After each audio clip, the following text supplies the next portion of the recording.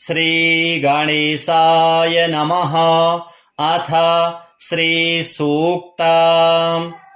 ॐ हिरण्यवर्णां हरिणीं सुवर्णरजतस्रजां चन्द्रां हिरण्मयीं लक्ष्मीं जातवेदो म आवह। तां म आवह जातवेदो लक्ष्मीमनपगामिनीं यस्यां हिरण्यं विन्देयं गामश्वं पुरुषानहम्।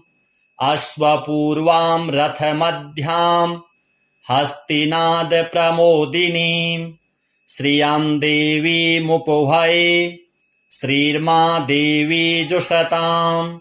कांसोऽस्मितां हिरण्यप्राकाराम् आर्द्रां ज्वलन्तीं तृप्तां तर्पयन्तीं पद्मे स्थितां पद्मवर्णां तामिहोपभये श्रियां। चन्द्रां प्रभासां यशसा ज्वलन्तीं श्रियं लोके देवजुष्टामुदारां। तां पद्मिनीमीं शरणं प्रपद्ये अलक्ष्मीर्मे नश्यतां त्वां वृणे। आदित्यवर्णे तपसोऽधिजातो वनस्पतिस्तौ वृक्षोऽथ बिल्वः। तस्य फलानि तपसा नुदन्तु या अन्तरायाश्च बाह्या अलक्ष्मीः। उपैतु मां देवसखः कीर्तिश्च मणिना सह। प्रादुर्भूतोऽस्मि राष्ट्रेऽस्मिन् कीर्तिमृद्धिं ददातु मे। क्षुत्पिपासामलां ज्येष्ठाम् अलक्ष्मीं नाशयाम्यहम्। अभूतिं समृद्धिं च सर्वां निर्णुद मे गृहात्।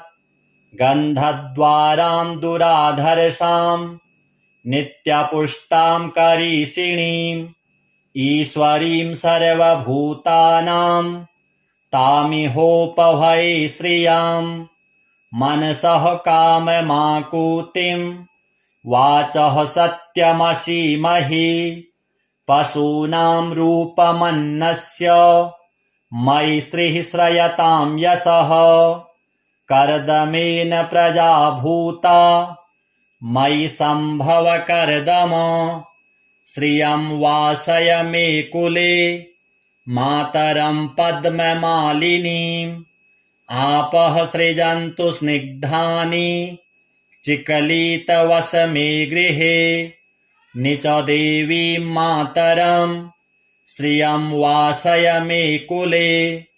आर्द्रां पुष्करिणीं पुष्टिं पिङ्गलां पद्ममालिनीं चन्द्रां हिरण्मयीं लक्ष्मीं जातवेदो म आवह। आर्द्रां यः करिणीं यष्टिं सुवर्णां हेममालिनीं सूर्यां हिरण्मयीं लक्ष्मीं जातवेदो म आवह। तां म आवह जातवेदो लक्ष्मीमनपगामिनीं यस्यां हिरण्यं प्रभूतं गावो दास्योऽश्वान् विन्देयं पुरुषानहम्। यः शुचिः प्रयतो भूत्वा जुहुयादाज्यमन्वहम्। सूक्तं पञ्चदशर्चं च श्रीकामः सततं जपेत्।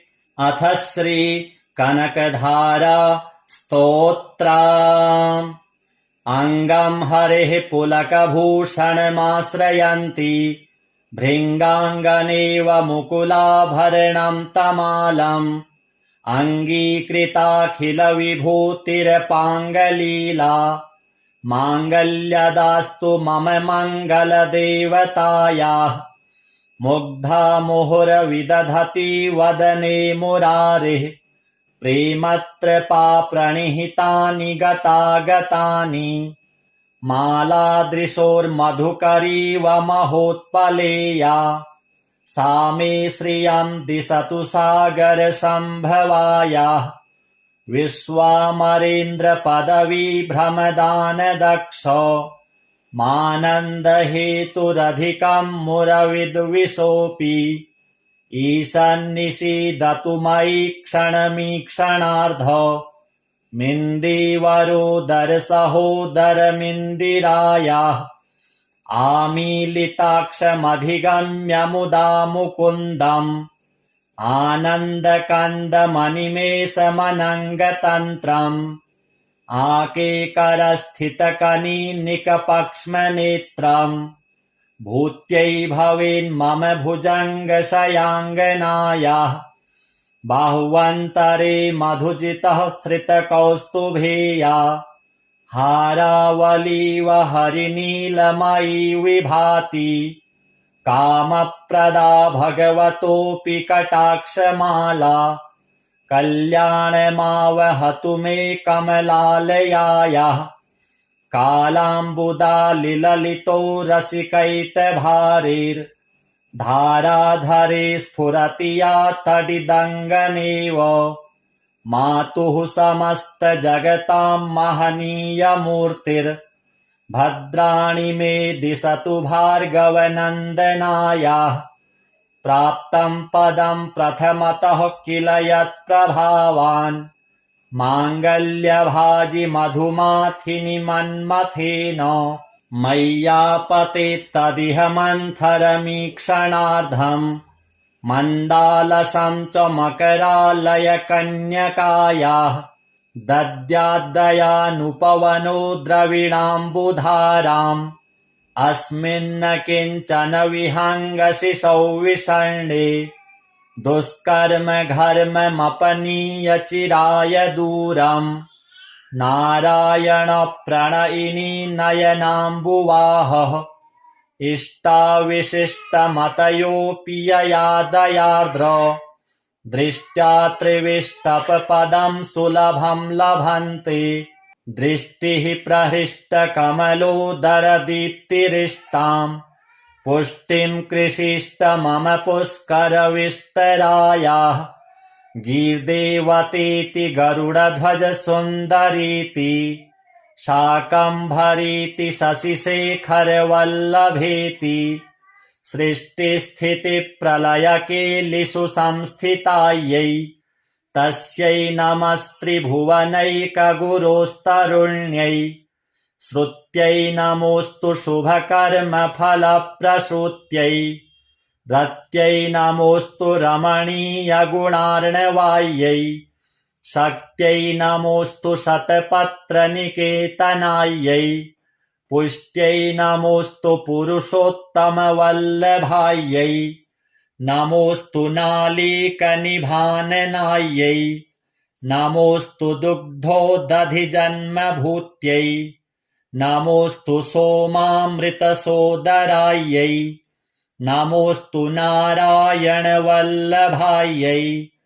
सम्पत्कराणि सकलेन्द्रियनन्दनानि साम्राज्यदानविभवानि सरोरुहाक्षि त्वद्वन्दनानि दुरिताहरणोद्यतानि मामेव मातरनिशं कलयन्तु मान्ये यत्कटाक्षसमुपासनाविधिः सेवकस्य सकलार्थसम्पदः सन्तनोति वचनाङ्गमानसैस्त्वां मुरारि हृदयेश्वरीं भजे सरसिजनिलये सरोजहस्ते धवलतमांशुक गन्धमाल्यशोभे भगवति हरिवल्लभे मनोज्ञे त्रिभुवनभूतिकरि प्रसीद मह्यम् दिग्धस्थिभिः कनककुम्भमुखावसृष्ट स्वरवाहिनी विमलचारुजलप्लुताङ्गीम् प्रातर्नमामि जगतां जननीमशेष लोकाधिनाथ गृहिणीममृताब्धिपुत्रीम् कमले कमलाक्षवल्लभे त्वम् करुणापूरतरङ्गितैरपाङ्गैः अवलोकय माम किञ्चनानां प्रथमं पात्रं कृत्रिमं दयायः स्तुवन्ति ये स्तुतिभिरमुभिरन्वहम् त्रयीमयीं त्रिभुवनमातरं रमाम् गुणाधिका गुरुतरभाग्यभागिनो भवन्ति ते भुवि बुधभाविताशयाः। अथ श्री अष्टलक्ष्मी स्तोत्रम्। सुमनसवन्दित सुन्दरि माधवी चन्द्र सहोदरि हेममये मुनिगणमण्डित मोक्षप्रदायिनि मञ्जुलभाषिणि वेदनुते पङ्कजवासिनि देवसुपूजित सद्गुणवर्षिणि शान्तियुते जय जय हे मधुसूदन कामिनि आदिलक्ष्मि सदा पालय माम् अहि कलिकल्मषनाशिनि कामिनि वैदिकरूपिणि वेदमये क्षीरसमुद्भव मङ्गलरूपिणि मन्त्रनिवासिनि मन्त्रनुते मङ्गलदायिनि अम्बुजवासिनि देवगणाश्रितपादयुते जय जय हे मधुसूदन कामिनि धान्यलक्ष्मि सदा पालय माम् जय वरवर्णिनि वैष्णवि भार्गवि मन्त्रस्वरूपिणि मन्त्रमये सुरगणपूजित शीघ्रफलप्रद ज्ञानविकासिनि शास्त्रनुते भवभयहारिणि पापविमोचनि साधुजनाश्रितपादयुते जय जय हे मधुसूदन कामिनि धैर्यलक्ष्मि सदा पालय माम् जय जय दुर्गतिनाशिनि कामिनि सर्वफलप्रद शास्त्रमये रथगजतुरगपदादि समावृत परिजनमण्डित लोकनुते हरिहर ब्रह्म सुपूजित सेवित तापनिवारिणि पादयुते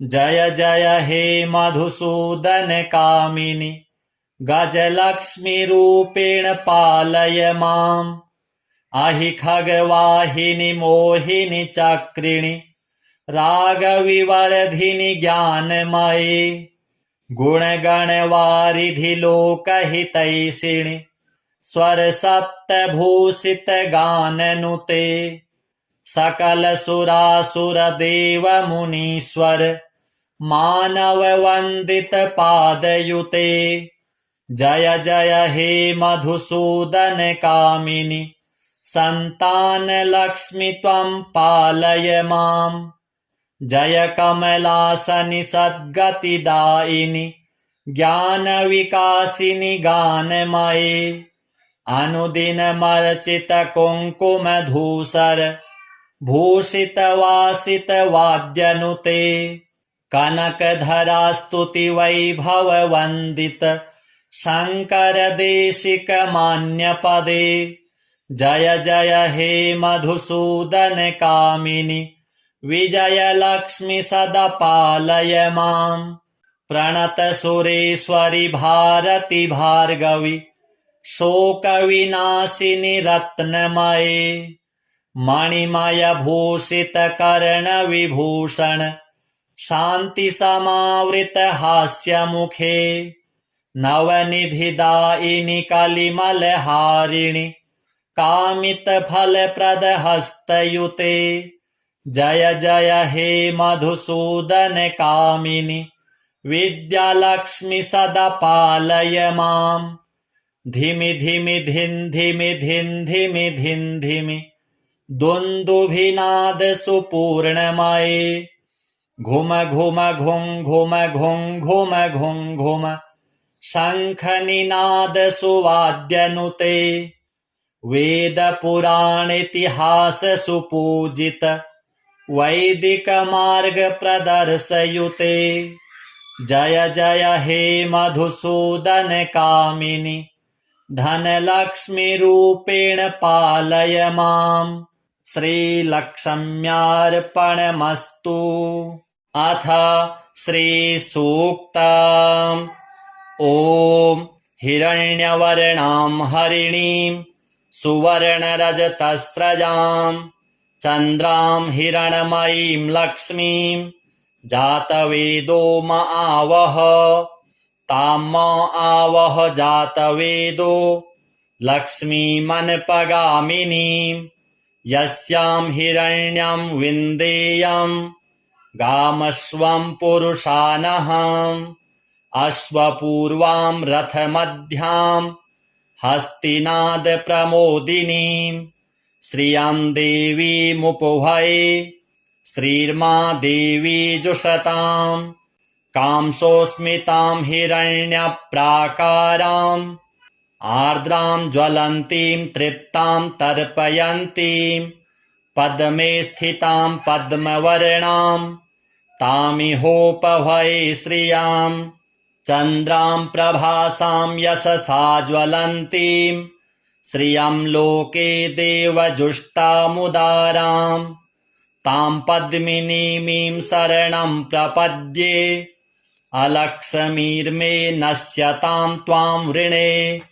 आदित्यवर्णे तपसोऽधिजातो वनस्पतिस्तौ वृक्षोऽथ बिल्वः तस्य फलानि तपसा नुदन्तु। या अन्तरायाश्च बाह्या अलक्ष्मीः उपैतु मां देवसखः कीर्तिश्च मणिना सह। प्रादुर्भूतोऽस्मि राष्ट्रेऽस्मिन् कीर्तिमृद्धिं ददातु मे। क्षुत्पिपासामलां ज्येष्ठाम् अलक्ष्मीं नाशयाम्यहम्। अभूतिं समृद्धिं च सर्वां निर्णुद मे गृहात्। गन्धद्वारां दुराधर्षां नित्यपुष्टां करीषिणीम् ईश्वरीं सर्वभूतानां तामिहोपभये श्रियाम्। मनसः काममाकुतिं वाचः सत्यमसीमहि। पशूनां रूपमन्नस्य मयि श्रीः श्रयतां यशः। कर्दमेन प्रजा भूता मयि सम्भव कर्दम। श्रियं वासय मे कुले मातरं पद्ममालिनीम्। आपः सृजन्तु स्निग्धानि चिकलितवस मे गृहे। निच देवीं मातरं श्रियं वासय मे कुले। आर्द्रां पुष्करिणीं पुष्टिं पिङ्गलां पद्ममालिनीं चन्द्रां हिरण्मयीं लक्ष्मीं जातवेदो म आवह। आर्द्रां यः करिणीं यष्टिं सुवर्णां हेममालिनीं सूर्यां हिरण्मयीं लक्ष्मीं जातवेदो म आवह। तां म आवह जातवेदो लक्ष्मीमनपगामिनीं यस्यां हिरण्यं प्रभूतं गावो दास्योऽश्वान् विन्देयं पुरुषानहम्। यः शुचिः प्रयतो भूत्वा जुहुयादाज्यमन्वहम्। सूक्तं पञ्चदशर्चं च श्रीकामः सततं जपेत्। अथ श्री कनकधारा स्तोत्रम्। अङ्गं हरेः पुलकभूषणमाश्रयन्ति भृङ्गाङ्गनेव मुकुलाभरणं तमालम्। अङ्गीकृताखिलविभूतिरपाङ्गलीला माङ्गल्यदास्तु मम मङ्गलदेवतायाः। मुग्धा मुहुरविदधति वदने मुरारेः प्रेमत्रपा प्रणिहितानि गतागतानि। मालादृशोर्मधुकरीव महोत्पलेया सा मे श्रियं दिशतु सागरसम्भवायाः। विश्वामरेन्द्र पदवी भ्रमदान दक्ष मानन्द हेतुरधिकं मुरविद्विषोऽपि ईशन्निषीदतु मयि क्षणमीक्षणार्ध मिन्दीवरोदरसहोदरमिन्दिरायाः आमीलिताक्षमधिगम्य मुदा मुकुन्दम् आनन्दकन्दमनिमेषमनङ्गतन्त्रम् आकेकरस्थितकनीनिकपक्ष्मनेत्रम् भूत्यै भवेन्मम भुजङ्गशयाङ्गनायाः बाह्वन्तरे मधुजितः श्रितकौस्तुभेया हारावलीव हरिनीलमयी विभाति कामप्रदा भगवतोऽपि कटाक्षमाला कल्याणमावहतु मे कमलालयायाः कालाम्बुदालिललितो रसिकैटभारैर्धाराधरे स्फुरति या तडिदङ्गनेव मातुः समस्तजगतां महनीयमूर्तिर्भद्राणि मे दिशतु भार्गवनन्दनायाः प्राप्तं पदं प्रथमतः किल यत्प्रभावान् माङ्गल्यभाजि मधुमाथिनि मन्मथेन मय्यापतेत्तदिह मन्थरमीक्षणार्धम् मन्दालसं च मकरालयकन्यकायाः दद्याद्दयानुपवनो द्रविणाम्बुधाराम् अस्मिन्न किञ्चन विहङ्गशिशौ विषण्णे दुष्कर्म घर्ममपनीय चिराय दूरम् नारायण प्रणयिनी नयनाम्बुवाहः इष्टाविशिष्टमतयोऽपि यया दयार्द्र दृष्ट्या त्रिविष्टपदं सुलभं लभन्ते दृष्टिः प्रहृष्टकमलोदरदीप्तिरिष्टाम् पुष्टिं कृषिष्ट मम पुष्करविष्टरायाः गीर्देवतेति गरुडध्वज सुन्दरीति शाकम्भरीति शशिशेखरवल्लभेति सृष्टिस्थितिप्रलयकेलिषु संस्थितायै तस्यै नमस्त्रिभुवनैकगुरोस्तरुण्यै श्रुत्यै नमोऽस्तु शुभकर्मफलप्रसूत्यै रत्यै नमोऽस्तु रमणीयगुणार्णवायै शक्त्यै नमोऽस्तु शतपत्रनिकेतनायै पुष्ट्यै नमोऽस्तु पुरुषोत्तमवल्लभायै नमोऽस्तु नालीकनिभाननायै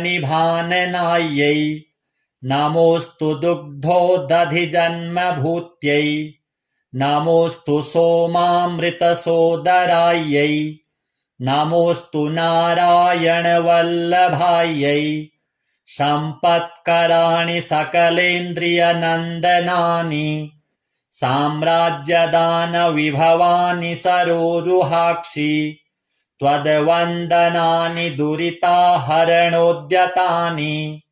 मामेव मातरनिशं कलयन्तु मान्ये यत्कटाक्षसमुपासना विधिः सेवकस्य सकलार्थसम्पदः संतनोति वचनाङ्गमानसैस्त्वां मुरारि हृदयेश्वरीं भजे सरसिजनिलये सरोजहस्ते धवलतमांशुक गन्धमाल्यशोभे भगवति हरिवल्लभे मनोज्ञे त्रिभुवनभूतिकरि प्रसीद मह्यम् दिग्धस्तिभिः कनककुम्भमुखावसृष्ट स्वरवाहिनी विमलचारुजलप्लुताङ्गीं प्रातर्नमामि जगतां जननीमशेष लोकाधिनाथ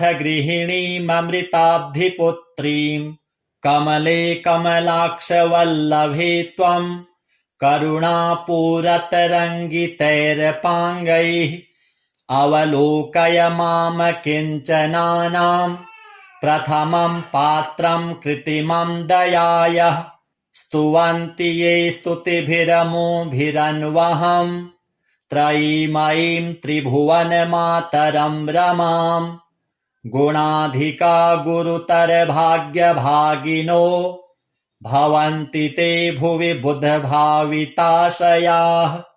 अथ श्री अष्टलक्ष्मी स्तोत्रम्।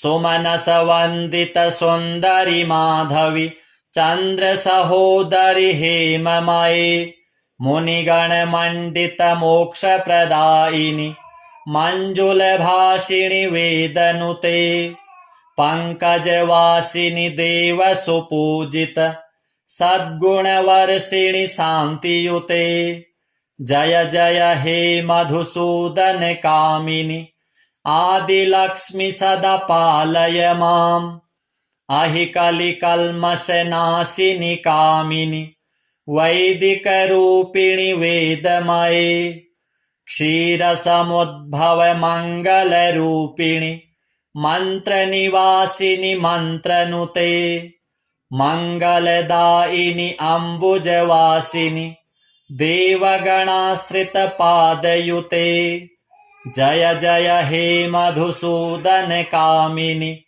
धान्यलक्ष्मि सदा पालय माम् जय वरवर्णिनि वैष्णवि भार्गवि मन्त्रस्वरूपिणि मन्त्रमये सुरगणपूजित शीघ्रफलप्रद ज्ञानविकासिनि शास्त्रनुते भवभयहारिणि पापविमोचनि साधुजनाश्रितपादयुते जय जय हे मधुसूदन कामिनि धैर्यलक्ष्मि सदा पालय माम् जय जय दुर्गतिनाशिनि कामिनि सर्वफलप्रद शास्त्रमये रथगजतुरगपदादि समावृत परिजनमण्डित लोकनुते हरिहर ब्रह्म सुपूजित सेवित तापनिवारिणि पादयुते जय जय हे मधुसूदन कामिनि गजलक्ष्मी रूपेण पालय माम् अहि खगवाहिनि मोहिनि चक्रिणि रागविवर्धिनि ज्ञानमये गुणगणवारिधि लोकहितैषिणि स्वरसप्तभूषित गाननुते सकलसुरासुरदेव मुनीश्वर मानववन्दित पादयुते जय जय हे मधुसूदन कामिनि सन्तानलक्ष्मि त्वं पालय माम् जय कमलासनि सद्गतिदायिनि ज्ञानविकासिनि गानमये अनुदिनमर्चित कुङ्कुमधूसर भूषितवासित वाद्यनुते कनकधरास्तुति वैभववन्दित शङ्कर देशिक मान्यपदे जय जय हे मधुसूदन कामिनि विजयलक्ष्मि सदा पालय माम् प्रणत सुरेश्वरि भारति भार्गवि शोकविनाशिनि रत्नमये मणिमय भूषित कर्णविभूषण शान्ति समावृत हास्यमुखे नवनिधिदायिनि कलिमलहारिणि कामितफलप्रद हस्तयुते जय जय हे मधुसूदन कामिनि विद्यालक्ष्मि सदा पालय माम् धिमि धिमि धिन् धिमि धिन् धिमि धिन् धिमि दुन्दुभिनाद सुपूर्णमये घुम घुम घुं घुम घुं घुम घुं घुम शङ्खनिनाद सुवाद्यनुते वेदपुराणेतिहास सुपूजित वैदिक मार्ग प्रदर्शयुते जय जय हे मधुसूदन कामिनि धनलक्ष्मी रूपेण पालय माम् श्रीलक्ष्म्यार्पणमस्तु। अथ श्रीसूक्तम्। ॐ हिरण्यवर्णां हरिणीं सुवर्णरजतस्रजां चन्द्रां हिरण्मयीं लक्ष्मीं जातवेदो म आवह। तां म आवह जातवेदो लक्ष्मीमनपगामिनीं यस्यां हिरण्यं विन्देयं गामश्वं पुरुषानहम्। अश्वपूर्वां रथमध्यां हस्तिनादप्रमोदिनीं श्रियं देवीमुपभये श्रीर्मा देवी जुषतां। कांसोऽस्मितां हिरण्यप्राकाराम् आर्द्रां ज्वलन्तीं तृप्तां तर्पयन्तीं पद्मे स्थितां पद्मवर्णां तामिहोपभये श्रियां। चन्द्रां प्रभासां यशसा ज्वलन्तीं श्रियं लोके देवजुष्टामुदारां। तां पद्मिनीमीं शरणं प्रपद्ये अलक्ष्मीर्मे नश्यतां त्वां वृणे। आदित्यवर्णे तपसोऽधिजातो वनस्पतिस्तौ वृक्षोऽथ बिल्वः। तस्य फलानि तपसा नुदन्तु या अन्तरायाश्च बाह्या अलक्ष्मीः। उपैतु मां देवसखः कीर्तिश्च मणिना सह। प्रादुर्भूतोऽस्मि राष्ट्रेऽस्मिन् कीर्तिमृद्धिं ददातु मे। क्षुत्पिपासामलां ज्येष्ठाम् अलक्ष्मीं नाशयाम्यहम्। अभूतिं समृद्धिं च सर्वां निर्णुद मे गृहात्। गन्धद्वारां दुराधर्षां नित्यपुष्टां करीषिणीम् ईश्वरीं सर्वभूतानां तामिहोपभये श्रियां। मनसः काममाकुतिं वाचः सत्यमसीमहि। पशूनां रूपमन्नस्य मयि श्रीः श्रयतां यशः। कर्दमेन प्रजा भूता मयि सम्भव कर्दम। श्रियं वासय मे कुले मातरं पद्ममालिनीम्। आपः सृजन्तु स्निग्धानि चिकलितवस मे गृहे। निच देवीं मातरं श्रियं वासय मे कुले। आर्द्रां पुष्करिणीं पुष्टिं पिङ्गलां पद्ममालिनीं चन्द्रां हिरण्मयीं लक्ष्मीं जातवेदो म आवह। आर्द्रां यः करिणीं यष्टिं सुवर्णां हेममालिनीं सूर्यां हिरण्मयीं लक्ष्मीं जातवेदो म आवह। तां म आवह जातवेदो लक्ष्मीमनपगामिनीं यस्यां हिरण्यं प्रभूतं गावो दास्योऽश्वान् विन्देयं पुरुषानहम्। यः शुचिः प्रयतो भूत्वा जुहुयादाज्यमन्वहम्। सूक्तं पञ्चदशर्चं च श्रीकामः सततं जपेत्। अथ श्री कनकधारा स्तोत्रम्।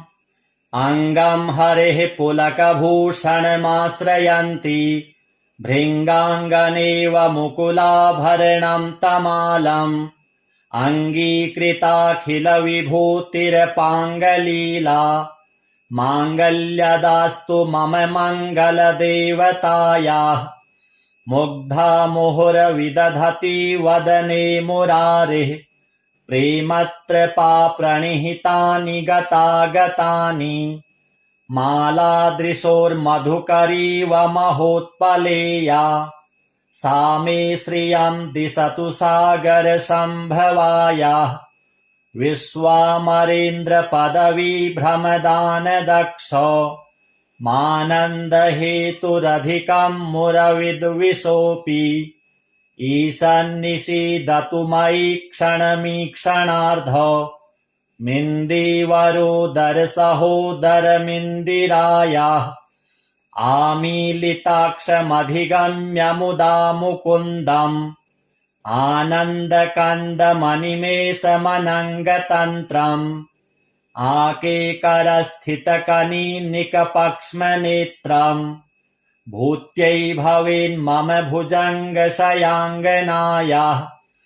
बाह्वन्तरे मधुजितः श्रितकौस्तुभेया हारावलीव हरिनीलमयी विभाति कामप्रदा भगवतोऽपि कटाक्षमाला कल्याणमावहतु मे कमलालयायाः कालाम्बुदालिललितो रसिकैटभारैर्धाराधरे स्फुरति या तडिदङ्गनेव मातुः समस्तजगतां महनीयमूर्तिर्भद्राणि मे दिशतु भार्गवनन्दनायाः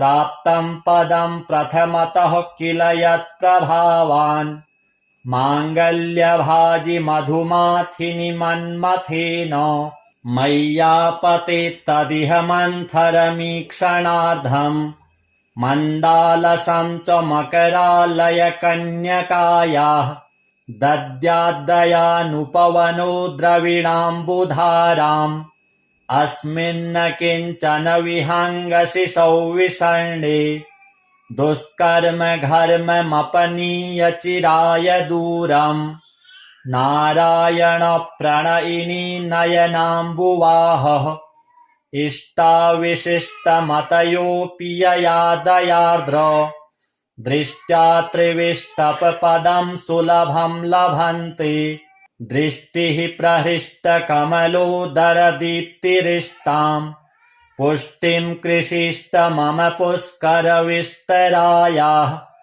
गीर्देवतेति गरुडध्वज सुन्दरीति शाकम्भरीति शशिशेखरवल्लभेति सृष्टिस्थितिप्रलयकेलिषु संस्थितायै तस्यै नमस्त्रिभुवनैकगुरोस्तरुण्यै श्रुत्यै नमोऽस्तु शुभकर्मफलप्रसूत्यै रत्यै नमोऽस्तु रमणीयगुणार्णवायै शक्त्यै नमोऽस्तु शतपत्रनिकेतनायै पुष्ट्यै नमोऽस्तु पुरुषोत्तमवल्लभायै नमोऽस्तु नालीकनिभाननायै नमोऽस्तु दुग्धोदधिजन्मभूत्यै नमोऽस्तु सोमामृतसोदरायै नमोऽस्तु नारायणवल्लभायै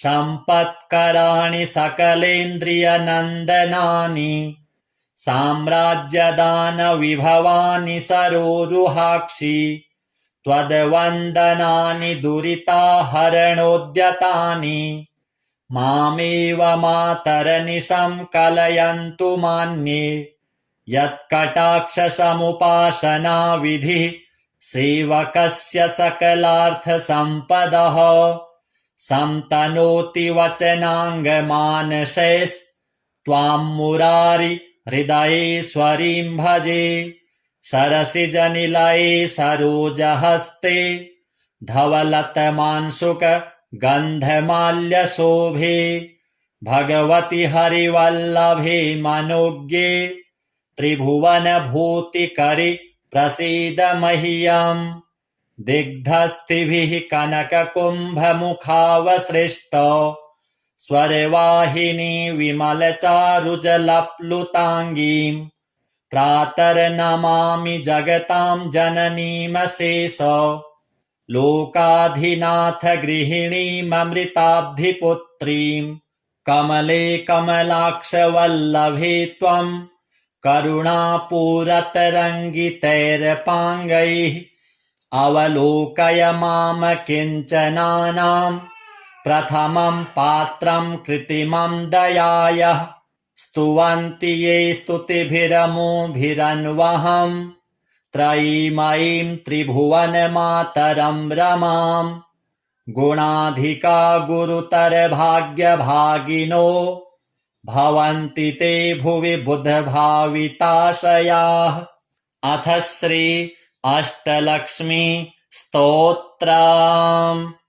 सुमनस वन्दित सुन्दरि माधवी चन्द्र सहोदरि हेममये मुनिगण मण्डित मोक्ष प्रदायिनि मञ्जुलभाषिणि वेदनुते पंकजवासिनि देव सुपूजित सद्गुणवर्षिणि शान्तियुते जय जय हे मधुसूदन कामिनि आदिलक्ष्मि सदा पालय माम् अहिकलिकल्मषनाशिनि कामिनि वैदिकरूपिणि वेदमये क्षीरसमुद्भव मङ्गलरूपिणि मन्त्रनिवासिनि मन्त्रनुते मङ्गलदायिनि अम्बुजवासिनि देवगणाश्रितपादयुते जय जय हे मधुसूदन कामिनि धान्यलक्ष्मि सदा पालय माम् जय वरवर्णिनि वैष्णवी भार्गवी मन्त्रस्वरूपिणि मन्त्रमये सुरगणपूजित शीघ्रफलप्रद ज्ञानविकासिनि शास्त्रनुते भवभयहारिणि पापविमोचनि साधुजनाश्रितपादयुते जय जय हे मधुसूदन कामिनि धैर्यलक्ष्मि सदा पालय माम् जय जय दुर्गतिनाशिनि कामिनि सर्वफलप्रद शास्त्रमये रथ गज तुरग पदादि समावृत परिजन मण्डित लोकनुते हरिहर ब्रह्म सुपूजित सेवित ताप निवारिणि पादयुते जय जय हे मधुसूदन कामिनि गजलक्ष्मी रूपेण पालय माम् अहि खगवाहिनि मोहिनि चक्रिणि रागविवर्धिनि ज्ञानमये गुणगणवारिधि लोकहितैषिणि स्वरसप्तभूषित गाननुते सकल सुरासुर देव मुनीश्वर मानव वन्दित पादयुते जय जय हे मधुसूदन कामिनि संतान लक्ष्मि त्वं पालय माम् जय कमलासनि सद्गतिदायिनि ज्ञानविकासिनि गानमये अनुदिनमर्चित कुङ्कुमधूसर भूषित वासित वाद्यनुते कनकधरा स्तुति वैभव वन्दित शङ्कर देशिक मान्यपदे जय जय हे मधुसूदन कामिनि विजयलक्ष्मि सदा पालय माम् प्रणत सुरेश्वरि भारति भार्गवी शोकविनाशिनि रत्नमये मणिमय भूषित कर्ण विभूषण शान्ति समावृत हास्यमुखे नवनिधिदायिनि कलिमलहारिणि कामितफलप्रद हस्तयुते जय जय हे मधुसूदन कामिनि विद्यालक्ष्मि सदा पालय माम् धिमि धिमि धिन् धिमि धिन् धिमि धिन् धिमि दुन्दुभिनाद सुपूर्णमये घुम घुम घुं घुम घुं घुम घुं घुम शङ्खनिनाद सुवाद्यनुते वेद पुराणेतिहास सुपूजित वैदिक मार्ग प्रदर्शयुते जय जय हे मधुसूदन कामिनि धनलक्ष्मी रूपेण पालय माम् श्रीलक्ष्म्यार्पणमस्तु। अथ श्रीसूक्तम्। ॐ हिरण्यवर्णां हरिणीं सुवर्णरजतस्रजां चन्द्रां हिरण्मयीं लक्ष्मीं जातवेदो म आवह। तां म आवह जातवेदो लक्ष्मीमनपगामिनीं यस्यां हिरण्यं विन्देयं गामश्वं पुरुषानहम्। अश्वपूर्वां रथमध्यां हस्तिनादप्रमोदिनीं श्रियं देवीमुपभये श्रीर्मा देवी जुषतां।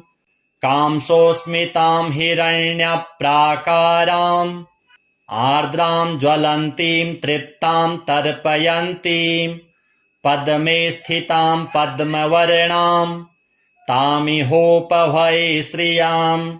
चन्द्रां प्रभासां यशसा ज्वलन्तीं श्रियं लोके देवजुष्टामुदारां। तां पद्मिनीमीं शरणं प्रपद्ये अलक्ष्मीर्मे नश्यतां त्वां वृणे। आदित्यवर्णे तपसोऽधिजातो वनस्पतिस्तौ वृक्षोऽथ बिल्वः। तस्य फलानि तपसा नुदन्तु या अन्तरायाश्च बाह्या अलक्ष्मीः। उपैतु मां देवसखः कीर्तिश्च मणिना सह। प्रादुर्भूतोऽस्मि राष्ट्रेऽस्मिन् कीर्तिमृद्धिं ददातु मे। क्षुत्पिपासामलां ज्येष्ठाम् अलक्ष्मीं नाशयाम्यहम्। अभूतिं समृद्धिं च सर्वां निर्णुद मे गृहात्।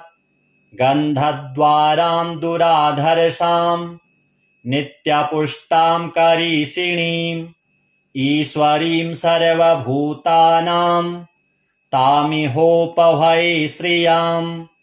मनसः काममाकुतिं वाचः सत्यमसीमहि। पशूनां रूपमन्नस्य मयि श्रीः श्रयतां यशः। कर्दमेन प्रजा भूता मयि सम्भव कर्दम। श्रियं वासय मे कुले मातरं पद्ममालिनीम्। आपः सृजन्तु स्निग्धानि चिकलितवस मे गृहे। निच देवीं मातरं श्रियं वासय मे कुले। आर्द्रां पुष्करिणीं पुष्टिं पिङ्गलां पद्ममालिनीं चन्द्रां हिरण्मयीं लक्ष्मीं जातवेदो म आवह। आर्द्रां यः करिणीं यष्टिं सुवर्णां हेममालिनीं सूर्यां हिरण्मयीं लक्ष्मीं जातवेदो म आवह। तां म आवह जातवेदो लक्ष्मीमनपगामिनीं यस्यां हिरण्यं प्रभूतं गावो दास्योऽश्वान् विन्देयं पुरुषानहम्। यः शुचिः प्रयतो भूत्वा जुहुयादाज्यमन्वहम्। सूक्तं पञ्चदशर्चं च श्रीकामः सततं जपेत्।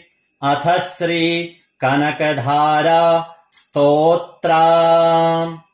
अङ्गं हरेः पुलकभूषणमाश्रयन्ति भृङ्गाङ्गनेव मुकुलाभरणं तमालम्।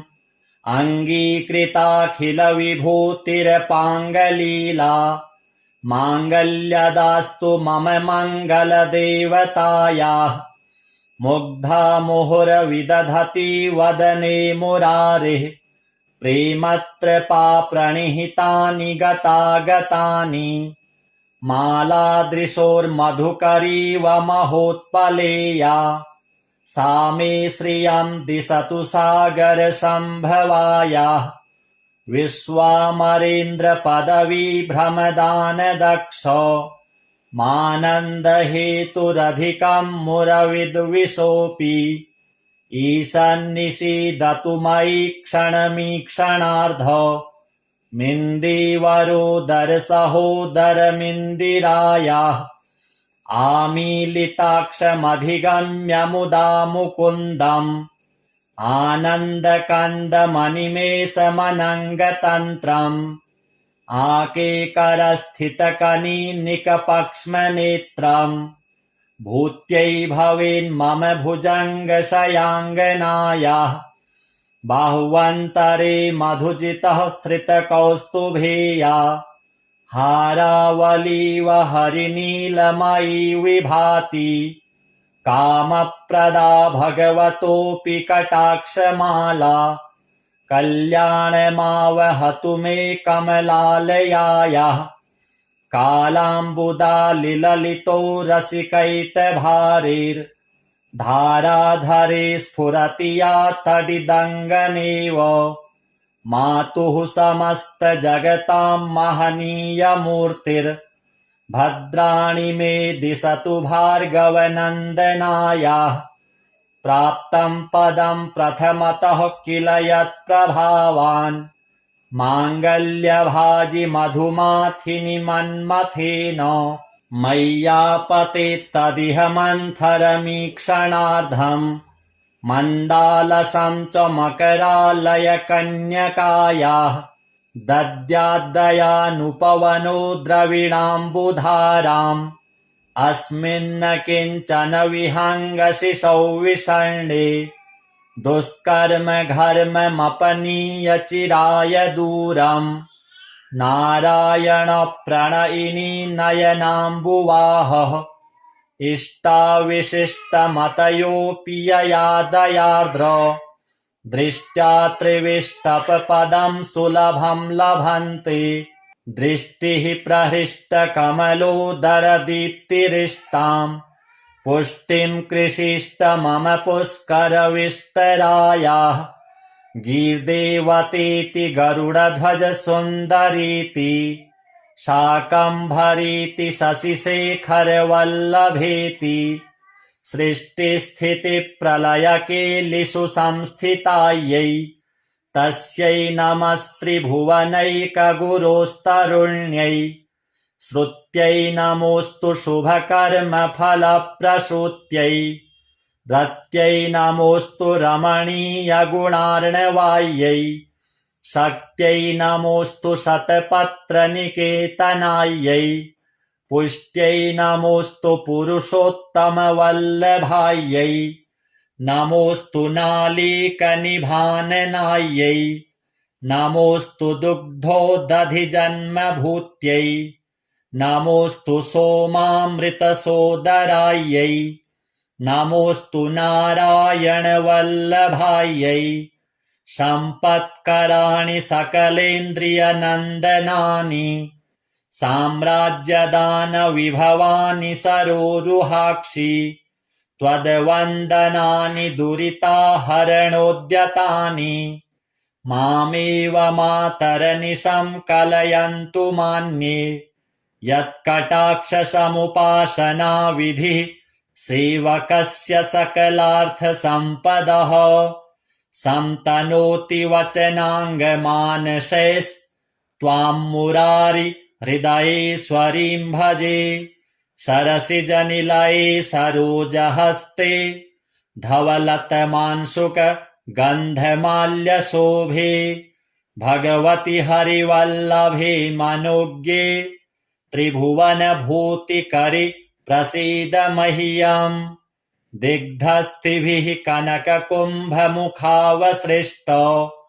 स्वरवाहिनी विमलचारुजलप्लुताङ्गीं प्रातर्नमामि जगतां जननीमशेष लोकाधिनाथ गृहिणीममृताब्धिपुत्रीं कमले कमलाक्षवल्लभे त्वं करुणापूरतरङ्गितैरपाङ्गैः अवलोकय माम किञ्चनानां प्रथमं पात्रं कृत्रिमं दयायः स्तुवन्ति ये स्तुतिभिरमुभिरन्वहम् त्रयीमयीं त्रिभुवनमातरं रमाम् गुणाधिका गुरुतरभाग्यभागिनो भवन्ति ते भुवि बुधभाविताशयाः। अथ श्री अष्टलक्ष्मी स्तोत्रम्। सुमनसवन्दित सुन्दरि माधवी चन्द्रसहोदरि हेममये मुनिगणमण्डित मोक्षप्रदायिनि मञ्जुलभाषिणि वेदनुते पङ्कजवासिनि देवसुपूजित सद्गुणवर्षिणि शान्तियुते जय जय हे मधुसूदन कामिनि आदिलक्ष्मि सदा पालय माम् अहिकलिकल्मषनाशिनि कामिनि वैदिकरूपिणि वेदमये क्षीरसमुद्भव मङ्गलरूपिणि मन्त्रनिवासिनि मन्त्रनुते मङ्गलदायिनि अम्बुजवासिनि देवगणाश्रितपादयुते जय जय हे मधुसूदन कामिनि धान्यलक्ष्मि सदा पालय माम् जय वरवर्णिनि वैष्णवि भार्गवि मन्त्रस्वरूपिणि मन्त्रमये सुरगणपूजित शीघ्रफलप्रद ज्ञानविकासिनि शास्त्रनुते भवभयहारिणि पापविमोचनि साधुजनाश्रितपादयुते जय जय हे मधुसूदन कामिनि धैर्यलक्ष्मि सदा पालय माम् जय जय दुर्गतिनाशिनि कामिनि सर्वफलप्रद शास्त्रमये रथगजतुरगपदादि समावृत परिजनमण्डित लोकनुते हरिहर ब्रह्म सुपूजित सेवित तापनिवारिणि पादयुते जय जय हे मधुसूदन कामिनि गजलक्ष्मी रूपेण पालय माम् अहि खगवाहिनि मोहिनि चक्रिणि रागविवर्धिनि ज्ञानमये गुणगणवारिधि लोकहितैषिणि स्वरसप्तभूषित गाननुते सकल सुरासुर देव मुनीश्वर मानव वंदित पादयुते जय जय हे मधुसूदन कामिनि संतान लक्ष्मी त्वं पालय माम् जय कमलासनि सद्गतिदायिनि ज्ञान विकासिनि गानमये अनुदिनमर्चित कुङ्कुम धूसर भूषित वासित वाद्यनुते कनकधरा स्तुति वैभव वन्दित शंकर देशिक मान्य पदे जय जय हे मधुसूदन कामिनि विजय लक्ष्मी सदा पालय माम् प्रणत सुरेश्वरि भारती भार्गवि शोक विनाशिनि रत्नमये मणिमय भूषित कर्ण विभूषण शांति समावृत हास्य मुखे नवनिधिदायिनि कलिमलहारिणि कामित फल प्रद हस्तयुते जय जय हे मधुसूदन कामिनि विद्यालक्ष्मी सदा पालय माम् धिमि धिमि धिन् धिमि धिन् धिमि धिन् धिमि दुन्दुभिनाद सुपूर्णमये घुम घुम घुं घुम घुं घुम घुं घुम शङ्खनिनाद सुवाद्यनुते वेद पुराण इतिहास सुपूजित वैदिक मार्ग प्रदर्शयुते जय जय हे मधुसूदन कामिनि धनलक्ष्मी रूपेण पालय माम् श्रीलक्ष्म्यार्पणमस्तु। अथ श्रीसूक्तम्। ॐ हिरण्यवर्णां हरिणीं सुवर्णरजतस्रजां चन्द्रां हिरणमयीं लक्ष्मीं जातवेदो म आवह। तां म आवह जातवेदो लक्ष्मीमनपगामिनीं यस्यां हिरण्यं विन्देयं गामश्वं पुरुषानहम्। अश्वपूर्वां रथमध्यां हस्तिनादप्रमोदिनीं श्रियं देवीमुपभये श्रीर्मा देवी जुषतां। कांसोऽस्मितां हिरण्यप्राकाराम् आर्द्रां ज्वलन्तीं तृप्तां तर्पयन्तीं पद्मे स्थितां पद्मवर्णां तामिहोपभये श्रियाम्। चन्द्रां प्रभासां यशसा ज्वलन्तीं श्रियं लोके देवजुष्टामुदारां तां पद्मिनीमीं शरणं प्रपद्ये। अलक्ष्मीर्मे नश्यतां त्वां वृणे आदित्यवर्णे तपसोऽधिजातो वनस्पतिस्तौ वृक्षोऽथ बिल्वः तस्य फलानि तपसा नुदन्तु। या अन्तरायाश्च बाह्या अलक्ष्मीः उपैतु मां देवसखः कीर्तिश्च मणिना सह। प्रादुर्भूतोऽस्मि राष्ट्रेऽस्मिन् कीर्तिमृद्धिं ददातु मे। क्षुत्पिपासामलां ज्येष्ठाम् अलक्ष्मीं नाशयाम्यहम्। अभूतिं समृद्धिं च सर्वां निर्णुद मे गृहात्। गन्धद्वारां दुराधर्षां नित्यपुष्टां करीषिणीम् ईश्वरीं सर्वभूतानां तामिहोपभये श्रियाम्। मनसः काममाकुतिं वाचः सत्यमसीमहि। पशूनां रूपमन्नस्य मयि श्रीः श्रयतां यशः। कर्दमेन प्रजा भूता मयि सम्भव कर्दम। श्रियं वासय मे कुले मातरं पद्ममालिनीम्। आपः सृजन्तु स्निग्धानि चिकलितवस मे गृहे। निच देवीं मातरं श्रियं वासय मे कुले। आर्द्रां पुष्करिणीं पुष्टिं पिङ्गलां पद्ममालिनीं चन्द्रां हिरणमयीं लक्ष्मीं जातवेदो म आवह।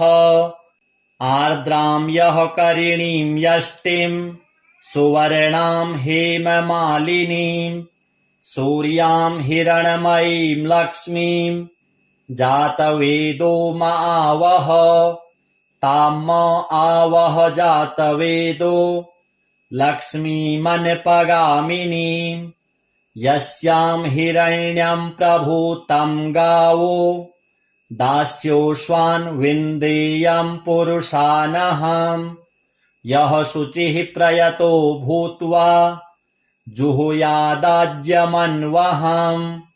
सूक्तं पञ्चदशर्चं च श्रीकामः सततं जपेत्। अथ श्री कनकधारा स्तोत्रम्। अङ्गं हरेः पुलकभूषणमाश्रयन्ति भृङ्गाङ्गनेव मुकुलाभरणं तमालम्। अङ्गीकृताखिलविभूतिरपाङ्गलीला माङ्गल्यदास्तु मम मङ्गलदेवतायाः। मुग्धा मुहुरविदधति वदने मुरारिः प्रेमत्रपा प्रणिहितानि गतागतानि। मालादृशोर्मधुकरीव महोत्पलेया सा मे श्रियं दिशतु सागरसम्भवायाः। विश्वामरेन्द्रपदवीभ्रमदानदक्ष मानन्दहेतुरधिकं मुरविद्विषोऽपि ईशन्निषीदतु मयि क्षणमीक्षणार्ध मिन्दीवरोदरसहोदरमिन्दिरायाः आमीलिताक्षमधिगम्य मुदा मुकुन्दम् आनन्दकन्दमनिमेषमनङ्गतन्त्रम् आकेकरस्थितकनीनिकपक्ष्मनेत्रम् भूत्यै भवेन्मम भुजङ्गशयाङ्गनायाः बाह्वन्तरे मधुजितः श्रितकौस्तुभेया हारावलीव हरिनीलमयी विभाति कामप्रदा भगवतोऽपि कटाक्षमाला कल्याणमावहतु मे कमलालयायाः कालाम्बुदालिललितो रसिकैटभारैर्धाराधरे स्फुरति या तडिदङ्गनेव मातुः समस्तजगतां महनीयमूर्तिर्भद्राणि मे दिशतु भार्गवनन्दनायाः प्राप्तं पदं प्रथमतः किल यत्प्रभावान् माङ्गल्यभाजि मधुमाथिनि मन्मथेन मय्यापते तदिह मन्थरमीक्षणार्धम्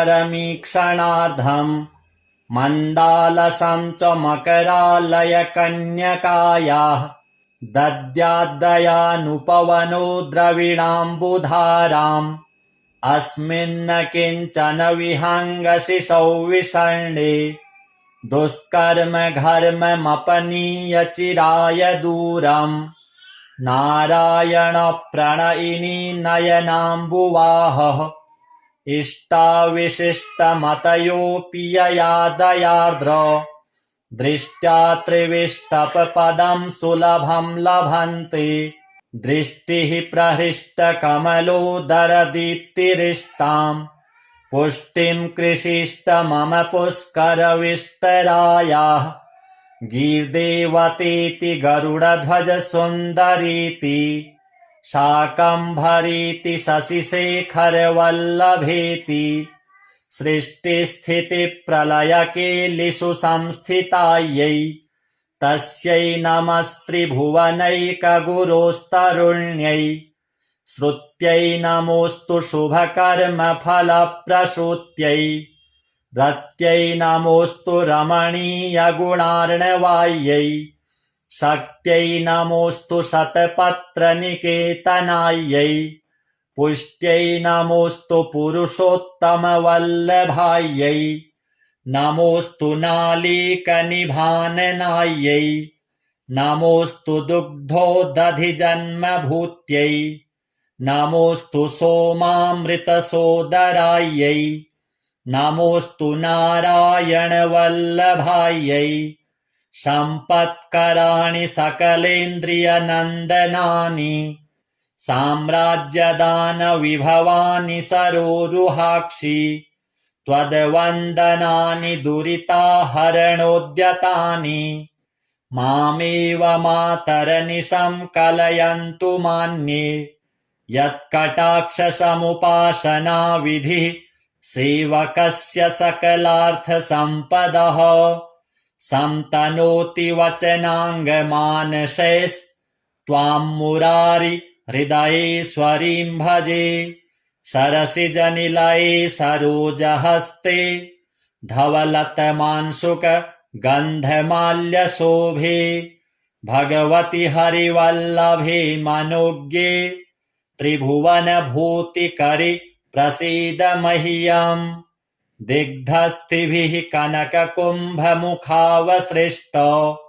स्वरवाहिनी विमलचारुजलप्लुताङ्गीम् प्रातर्नमामि जगतां जननीमशेष लोकाधिनाथ गृहिणीममृताब्धिपुत्रीम् कमले कमलाक्षवल्लभे त्वं करुणापूरतरङ्गितैरपाङ्गैः अवलोकय माम किञ्चनानां प्रथमं पात्रं कृत्रिमं दयायः स्तुवन्ति ये स्तुतिभिरमुभिरन्वहम् त्रयीमयीं त्रिभुवनमातरं रमाम् गुणाधिका गुरुतरभाग्यभागिनो भवन्ति ते भुवि बुधभाविताशयाः।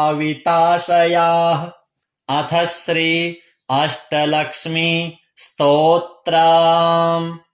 सुमनसवन्दित सुन्दरि माधवी चन्द्रसहोदरि हेममये मुनिगणमण्डित मोक्षप्रदायिनि मञ्जुलभाषिणि वेदनुते पङ्कजवासिनि देवसुपूजित सद्गुणवर्षिणि शान्तियुते जय जय हे मधुसूदन कामिनि आदिलक्ष्मि सदा पालय माम् अहि कलिकल्मषनाशिनि कामिनि वैदिकरूपिणि वेदमये क्षीरसमुद्भव मङ्गलरूपिणि मन्त्रनिवासिनि मन्त्रनुते मङ्गलदायिनि अम्बुजवासिनि देवगणाश्रितपादयुते जय जय हे मधुसूदन कामिनि धान्यलक्ष्मि सदा पालय माम् जय वरवर्णिनि वैष्णवि भार्गवि मन्त्रस्वरूपिणि मन्त्रमये सुरगणपूजित शीघ्रफलप्रद ज्ञानविकासिनि शास्त्रनुते भवभयहारिणि पापविमोचनि साधुजनाश्रितपादयुते जय जय हे मधुसूदन कामिनि धैर्यलक्ष्मि सदा पालय माम् जय जय दुर्गतिनाशिनि कामिनि सर्वफलप्रद शास्त्रमये रथगजतुरगपदादिसमावृत परिजनमण्डित लोकनुते हरिहर ब्रह्म सुपूजित सेवित तापनिवारिणि पादयुते जय जय हे मधुसूदन कामिनि गजलक्ष्मी रूपेण पालय माम् अहि खगवाहिनि मोहिनि चक्रिणि रागविवर्धिनि ज्ञानमये गुणगणवारिधि लोकहितैषिणि स्वरसप्तभूषित गाननुते सकलसुरासुरदेवमुनीश्वर मानववन्दित पादयुते जय जय हे मधुसूदन कामिनि सन्तानलक्ष्मि त्वं पालय माम् जय कमलासनि सद्गतिदायिनि ज्ञानविकासिनि गानमये अनुदिनमर्चित कुङ्कुमधूसर भूषितवासित वाद्यनुते कनकधरा स्तुति वैभव वन्दित शङ्कर देशिक मान्यपदे जय जय हे मधुसूदन कामिनि विजयलक्ष्मि सदा पालय माम् प्रणत सुरेश्वरि भारति भार्गवि शोकविनाशिनि रत्नमये मणिमय भूषित कर्ण विभूषण शान्ति समावृत हास्यमुखे नवनिधिदायिनि कलिमलहारिणि कामितफलप्रद हस्तयुते जय जय हे मधुसूदन कामिनि विद्यालक्ष्मि सदा पालय माम् धिमि धिमि धिन् धिमि धिन् धिमि धिन् धिमि दुन्दुभिनाद सुपूर्णमये घुम घुम घुं घुम घुं घुम घुं घुम शङ्खनिनाद सुवाद्यनुते वेद पुराण इतिहास सुपूजित वैदिक मार्ग प्रदर्शयुते जय जय हे मधुसूदन कामिनि धनलक्ष्मी रूपेण पालय माम् श्रीलक्ष्म्यार्पणमस्तु।